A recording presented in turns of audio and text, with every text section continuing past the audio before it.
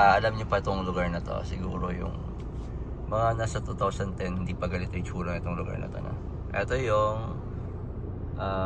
may ano to, roundabout to dati. Tapos papuntang Saba Road yung right, yung left papuntang Joy the Bridge. So kilala nyo, familiar sa inyo yung lugar na to? Okay, so ngayon dito meron kasi kami meeting dito sa may Kusina de Rose. Ayan, Kusina de Rose pala yan. So yan guys, kita niya. Alright, so dito ako ngayon sa labas ng highway. Ayan, at tamang naghihintay ako sa aking mga kasama. May meeting kami. So, laki lang pinagbago ng Doha, no? Ngayon is 2025. April 11, 2025. So, ilang years ang nakalipas, hindi pa ganito pa itsura ang papuntang Saba Road, no? So, ngayon, grabe. Lapad ng daan. Ilang lane to? 1, 2, 3, 4, 5.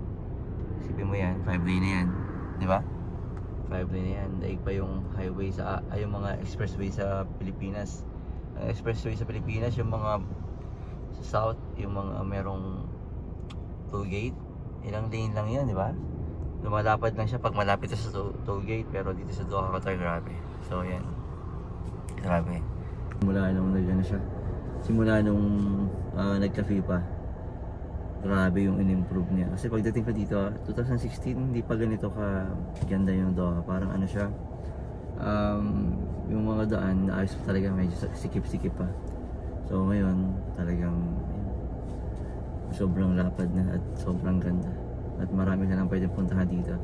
Maliligaw ka na talaga. Pag siguro ng mga dating nandito noong 2010 or pababa, mga nasa 90s, na 99, so hindi pa ganito ang Doha noon, kaya nalulungkot pa yung mga pumupunta, hindi sila masaya. Pero ngayon talagang grabe in-improve ng lugar na to, no?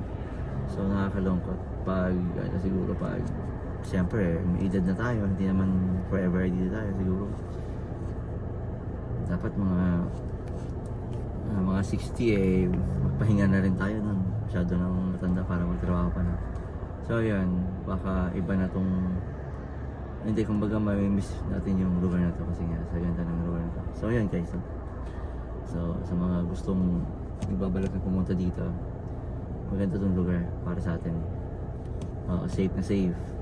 Isa to sa mga safe na lugar dito sa Middle East, ang Doha Qatar.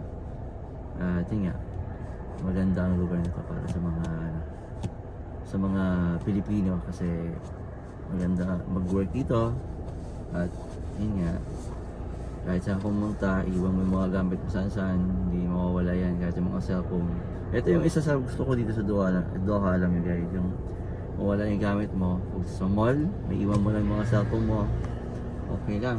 Iwan mo yung mga wallet mo, okay lang, hindi yung mawawala. Tatawagan ka pa na naiwan yung mga gamit mo.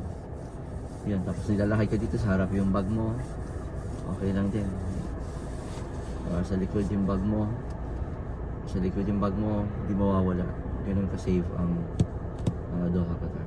So yun guys,